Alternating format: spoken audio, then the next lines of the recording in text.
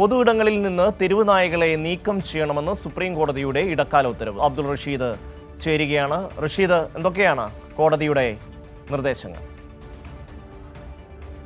തെരുവുശാൽ നായ ശല്യവുമായി ബന്ധപ്പെട്ടുള്ള ഇടക്കാല ഉത്തരവാണ് ഇപ്പോൾ സുപ്രീം കോടതിയെ പുറപ്പെടുവിച്ചിരിക്കുന്നത്. ഇതിൽ പ്രധാനപ്പെട്ടത് പൊതു ഇടങ്ങളിൽ നായകളുടെ ശല്യം ഒഴിവാക്കണം എന്നുള്ളതാണ്. ഇതിലേറെ പ്രധാനപ്പെട്ടത് സ്കൂളുകൾ, ആശുപത്രികൾ, ബസ് സ്റ്റാൻഡുകൾ, റെയിൽവേ സ്റ്റേഷനുകൾ തുടങ്ങിയിട്ടുള്ള മേഖലകളിലൊക്കെ തന്നെയും നായകളുടെ ശല്യം ക്രമാതീതമായി വർദ്ധിച്ചു വരുന്നുണ്ട് എന്നുള്ളത് കോടതിക്ക് ബോധ്യപ്പെട്ടിരിക്കുന്നു. ഈ ഒരു പശ്ചാത്തലത്തിൽ പൊതു ഇടങ്ങളിൽ നിന്നൊക്കെ തന്നെയും നായകളെ നീക്കം ചെയ്യാനുള്ള നടപടികൾ സംസ്ഥാന സർക്കാരുകൾ എടുക്കണം. അതോടൊപ്പം തന്നെ ഇത്തരത്തിൽ പൊതു ഇടങ്ങളിൽ നായകൾ കയറാതിരിക്കാനുള്ള വേലികൾ കെട്ടേണ്ട ഒരു സംവിധാനം ഒരുക്കണം എന്നുള്ള കാര്യം കൂടി സുപ്രീം കോടതി നിർദ്ദേശം നൽകിയിരിക്കുകയാണ്. പിടികൂടിയിട്ടുള്ള നായകളെ വന്ധീകരണം നടത്തിയതിനു ശേഷം പ്രത്യേക ഷെൽട്ടർ ഹോമുകളിലേക്ക് മാറ്റണം. അതോടൊപ്പം തന്നെ ചില മേഖലകളിൽ നിന്നും പിടികൂട്ടിയിട്ടുള്ള നായകളെ അവിടെ തന്നെ നിക്ഷേപിക്കുന്ന ഒരു സാഹചര്യം റിപ്പോർട്ടുകളിൽ നിന്ന് മനസ്സിലാക്കാൻ സാധിച്ചിട്ടുണ്ട്. അത്തരം നടപടികൾ അനുവദിക്കാനാകില്ല. പ്രത്യേകം ഷെൽട്ടർ ഹോമുകളിലേക്ക് നായകളെ മാറ്റണമെന്നുള്ള ഒരു ഉത്തരവാണ് സുപ്രീം കോടതി പുറപ്പെടുവിച്ചിരിക്കുന്നത്. അതോടൊപ്പം തന്നെ നായകളെ പിടികൂടാൻ പ്രത്യേക സംഘങ്ങളെ രൂപീകരിക്കാൻ അതാത്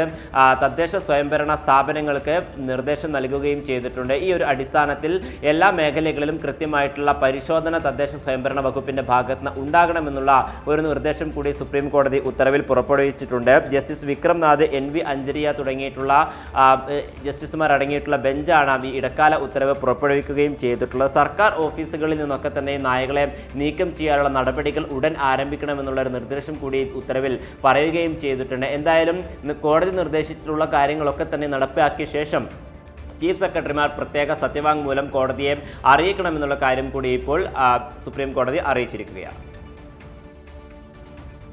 അബ്ദുൾ റഷീദാണ് ദില്ലിയിൽ നിന്ന് വിശദാംശങ്ങൾ നൽകിയത്.